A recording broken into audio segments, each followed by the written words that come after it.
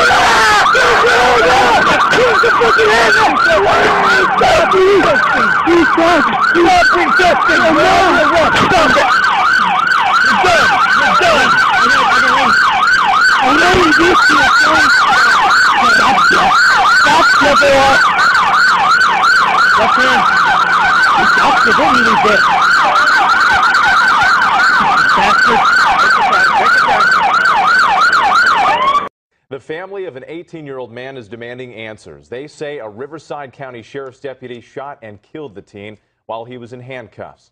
Inland Empire reporter Jacob Rascone is live in Moreno Valley with details on the case. Jacob. That's right. The Riverside County Sheriff's Office doesn't dispute the fact that a deputy shot and killed a teenager who was handcuffed. They say, though, the teen was armed. Family and friends, though, of the teen, many of whom you see gathered behind me, say, so what? He was handcuffed. Father God, we just come to you right now, thanking you for this time of prayer. People who knew 18-year-old Lamont Haslip, including family friend and pastor Caleb Henderson, is tragic. Don't deny he was a gang member. And we ask this prayer. But the way he died is a shock to them all. No one should be shot, handcuffed with their hands behind their back. We're sitting right there at the corner, you know. Daniel Aguilar. We come outside to be nosy. And his girlfriend Brittany Haynes saw everything up close. He didn't move, he wasn't screaming, he wasn't trying to resist, he was handcuffed. The Riverside County Sheriff's Office says a deputy chased down and arrested Lamont Friday night while responding to a man with a gun call. When backup arrived, the office says Lamont rolled over and revealed a gun. And then they just yelled, get down, and just hear one shot, and he doesn't move after that. You know he's dead. And I just kept yelling, like, call the news. You guys just can't do that to people. Brittany and Daniel call it murder. And it hurt me so bad. Anita Morris is Lamont's aunt. Lamont's father is in prison and his mother lives out of state. Anita says she always believed Lamont would turn his life around and is devastated he won't get that chance. I'd like him to be remembered by his smile.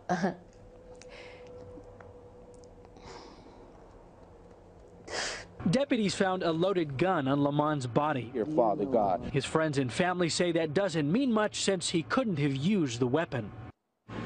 And deputies tell us the investigation, of course, is continuing. The deputy who pulled the trigger, that is on administrative leave. Reporting live in Moreno Valley, I'm Jacob Rascone, NBC4 News. Make it right right now. Make it right now. No, make it fucking right now. Come on! No, come on! Stupid.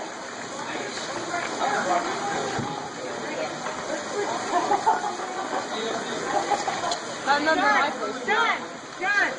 Done! So, hey, we're better than that.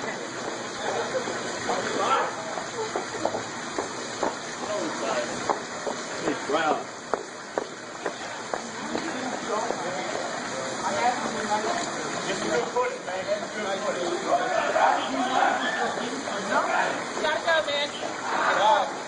No.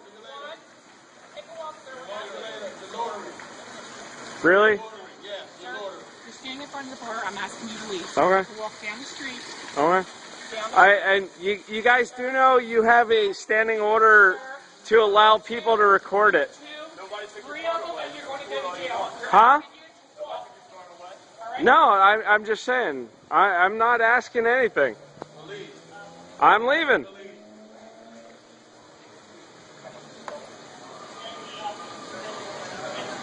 Sir, you're asked to leave. I'm telling you, you're going to be next to you.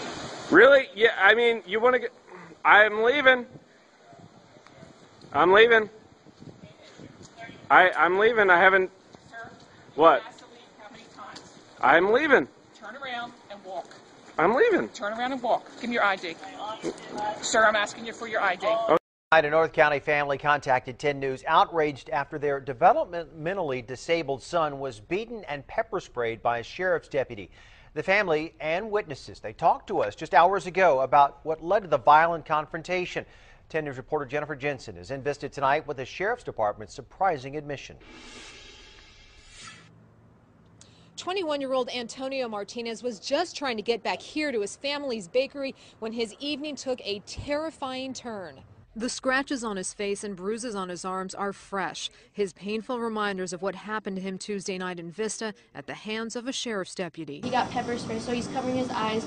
The cop kept saying, "Get on the floor." Witness Melissa Mejia was working in her family's shop nearby when she heard the commotion. He was laying down and whatnot, and the officer had the baton, and he was going like that. He kicked him a couple times, like hard. She ran to the bakery and got his older sisters and yelled at the deputy to stop. He has Down syndrome, like stop, it's wrong. And he wouldn't stop, he kept going. Clearly, reliving what he experienced was overwhelming. His father, Francisco, showed us the bruises where his son was hit. 10 News was there as Sheriff's Captain Joe Rohde visited the family to apologize. He admits to us the department was in the wrong. We made a mistake here. Captain Rohde says deputies were looking for a man in the area possibly involved in a domestic violence dispute when they came across Antonio. As a gentleman walked by, he covered his head with the hood of his sweatshirt, kind of trying to conceal his identity. An act which raised the deputy's suspicion.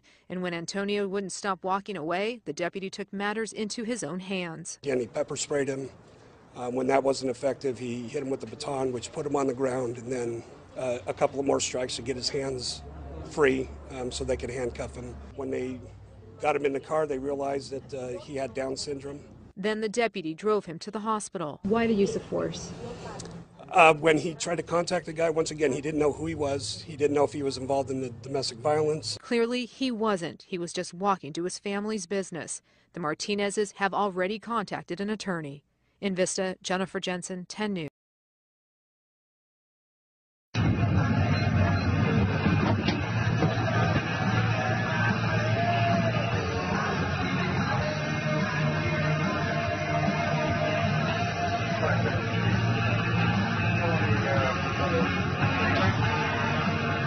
Yes, I am. 542. And 22 grand. 443 wasn't there.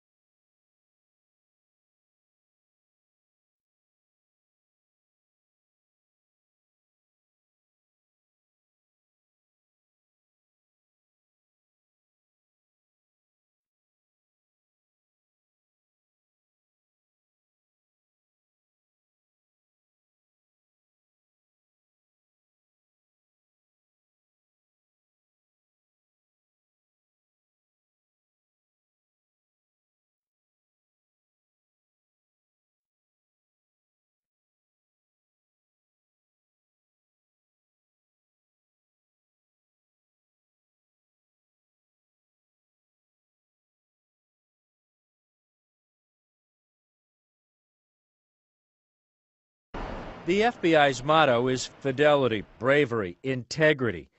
Agents take down bank robbers. Shots are being fired. And the mob. The FBI's polished image kept in the spotlight by countless TV shows and movies. I'm with the FBI. But there's another side to the FBI contained in these confidential internal records obtained by CNN that show serious misconduct by employees and even supervisors. Assistant FBI Director Candace Will oversees the agency's Office of Professional Responsibility. She sends out the reports 4 times a year to all 36,000 employees. We do our very best. We don't, obviously, if you know anything about our quarterlies, and they're not a public document, but we know that doesn't mean that CNN doesn't have a copy.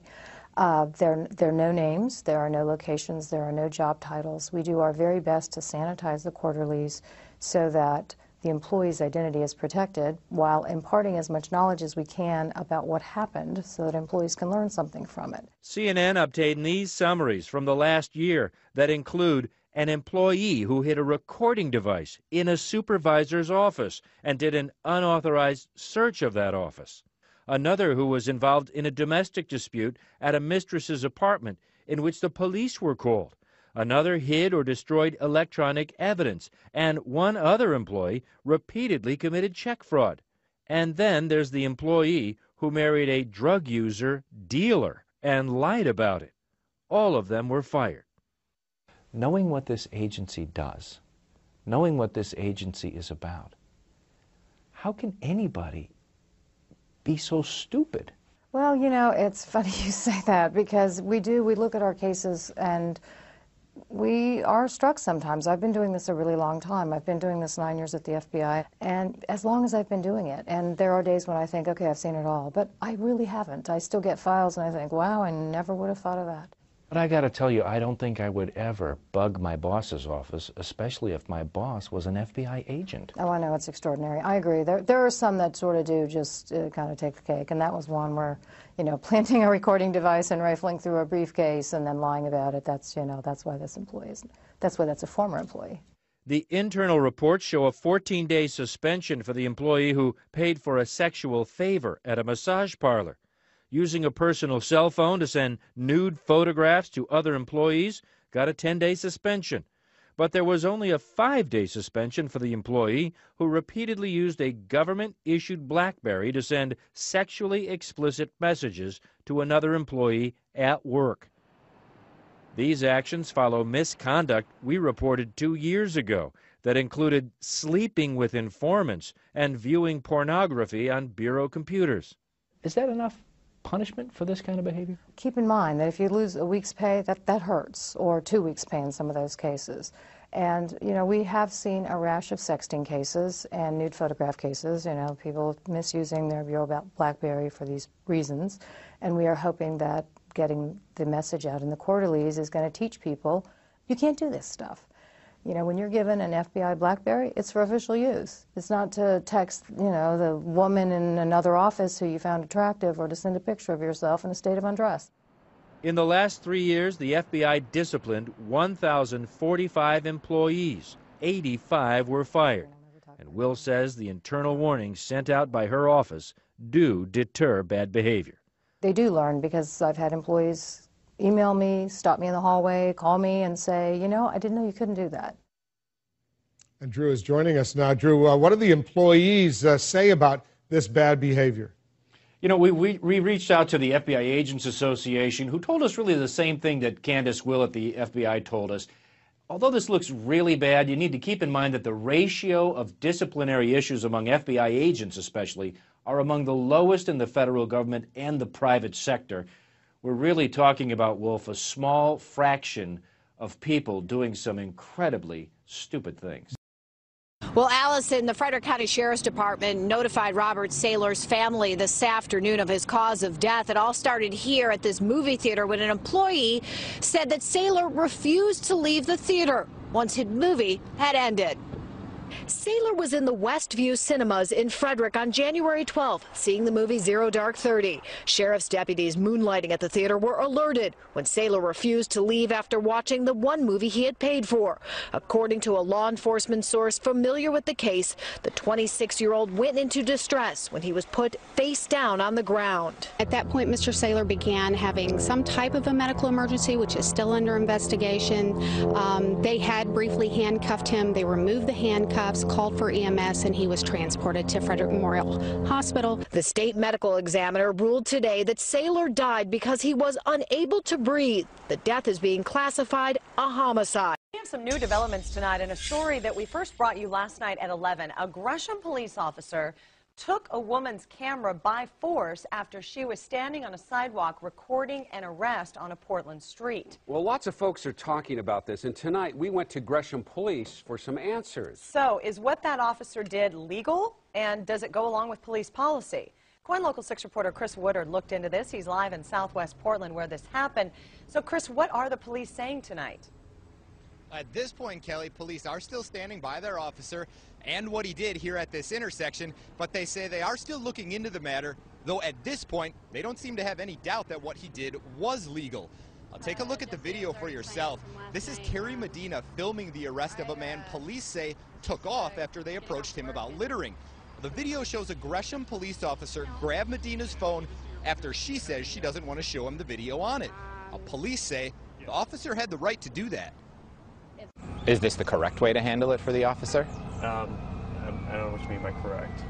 Should the officer be taking a phone away? Is that legal? Absolutely legal, yeah. The situation we have is this.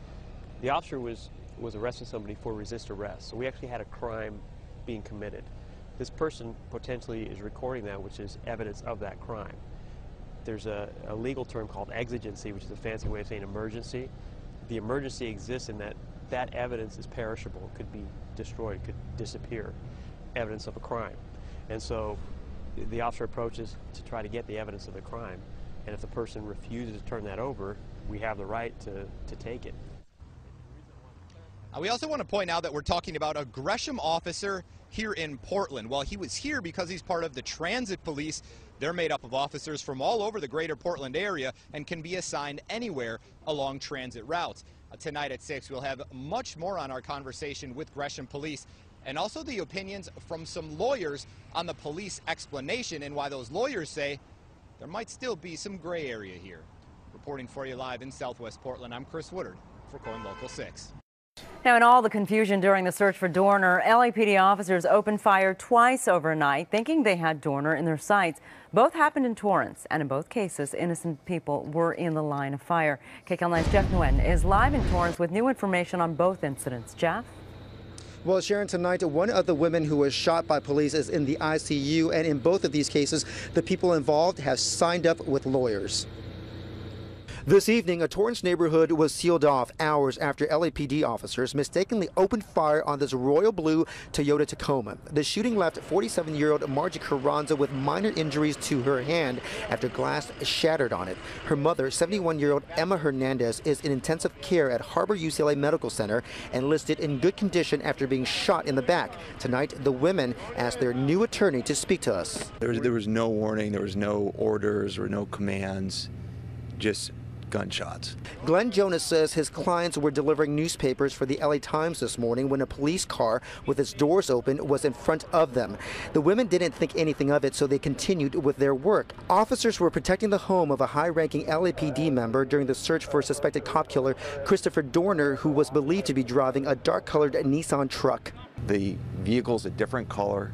The license plate doesn't match. There's nothing there for you to start shooting people. And even if they had the person in question, Mr. Dorner, you still have to give him an opportunity to get out. You can't just start administering street justice. During a news conference on the Dorner case, LAPD Chief Charlie Beck talked about how officers thought the women's truck matched the description of Dorner's pickup. Tragically, we believe that this was a case of mistaken identity by the officers.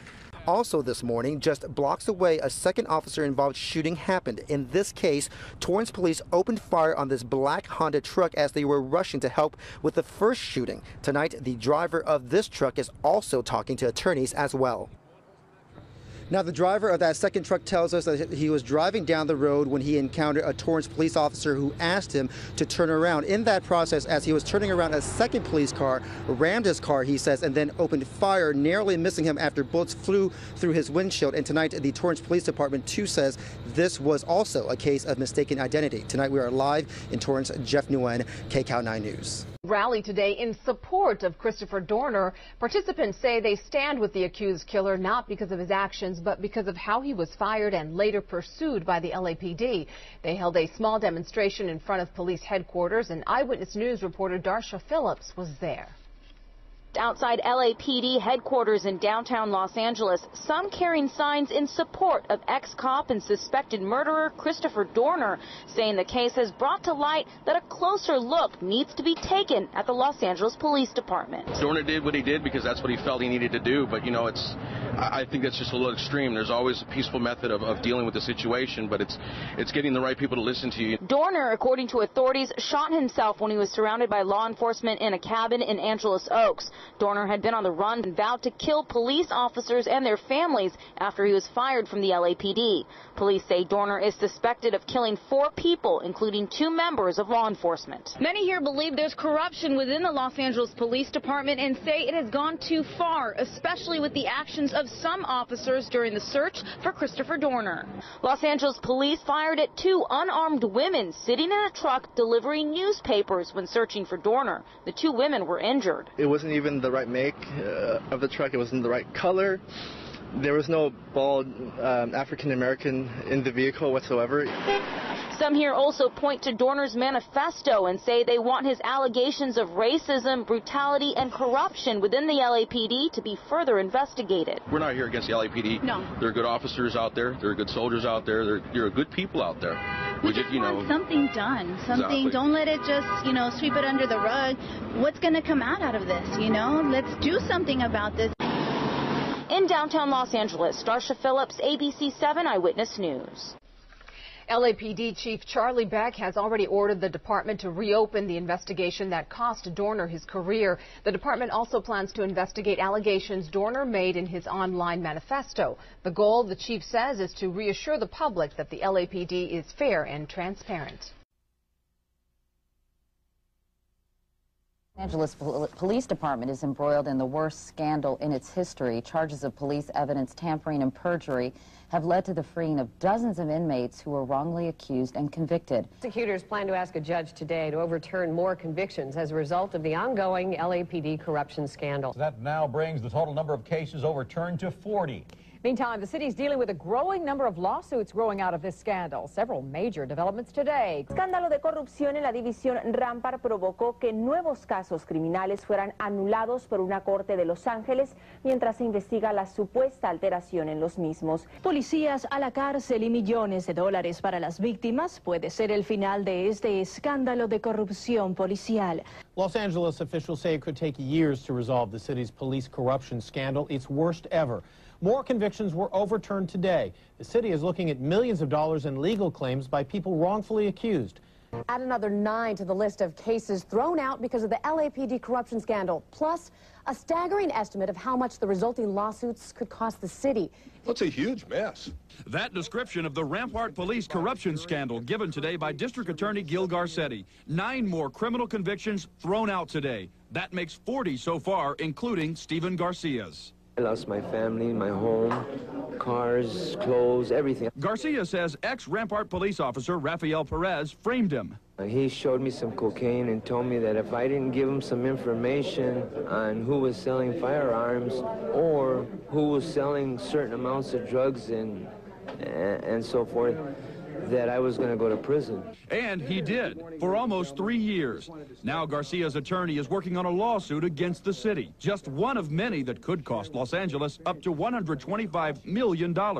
New developments in the LAPD scandal. Tonight, a federal judge has made a major decision regarding anti-gang officers and illegal immigrants. If it's the situation like Mr. Tejeda, where they literally threaten him because he's a material witness to police misconduct, and they tear up his green card, whatever people may or may not think is right is not the point. We have mechanisms that we have to follow El escándalo de corrupción en la división Rampart de la Policía de Los Ángeles vivió hoy otro penoso capítulo. Un grupo de abogados presentó una demanda colectiva que involucra al Servicio de Inmigración y Naturalización. They all have the same rights and the same constitutional protections. Esta noche, abogados de 4 de las víctimas de los oficiales de Rampart informaron sobre la demanda presentada contra la policía de Los Ángeles. A federal judge has refused to bar the scandal-plagued LAPD Rampart Division from having contact with young Latino males who may be illegal immigrants and involved in gangs. Bueno, un juez federal de Los Ángeles toma una decisión sobre la policía de Los Ángeles y las presuntas entregas de indocumentados al Servicio de Inmigración. Mr. Soriano is a unique situation. He had one conviction overturned. Para el abogado Gregory Yates, las unidades antipandilleras de Los Ángeles pueden ser más peligrosas que los mismos pandilleros. Su mentalidad es muy parecida a quienes acusan de ser peligrosos. Y creo que en este caso la pandilla del Departamento de Policía de Los Ángeles representa un peligro mayor al público que cualquier otra pandilla, porque ellos supuestamente son los guardianes del público.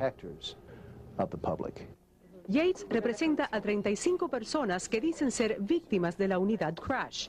Officers in the Rampart Division are now accused of rigging deportation orders for suspected gang members or witnesses to police misconduct. Channel 4's Patrick Healy is live at the Metropolitan Detention Center in downtown Los Angeles, where one suspect could be deported within just a few hours. Patrick. Colleen, Paul, the case of Walter Rivas, a father of 2 who's no angel, but his lawyers say he was framed and a tainted conviction was overturned just 2 weeks ago. Yet Rivas remains in custody at the Metropolitan Detention Center. He could be deported to El Salvador as soon as tomorrow. Tonight, the tears of worry belong to the 12-year-old son of a Salvadorian immigrant who came to the streets of LAPD's Rampart Division and had run-ins with the anti-gang officers in the Crash unit, now the focus of the corruption probe. A conviction has been overturned as tainted, but 2 others remain in effect. And brought to the attention of INS and in federal custody, Walter Rivas may be deported before the Rampart scandal is fully sorted out. His brother Julio holds out hope. He said that maybe he's going to be on one of the persons on those cases. We have mechanisms that we have to follow, constitutional principles that we have to adhere to, and that wasn't done in multitudes of instances by Crash. The cases cited by Attorney Yates in his lawsuit touch on the corruption revealed by disgraced ex-officer Rafael Perez. In one case, Perez acknowledged setting up for deportation a man named Osvaldo Tejada Delgado so he could not testify as to having seen the then officer planting evidence. And they tear up his green card, and to this day, he still cannot ascertain his status. Attorney Yates is seeking a federal court order that would, in effect, require LAPD to follow its own 21-year-old policy that undocumented status in itself is not a matter for police action.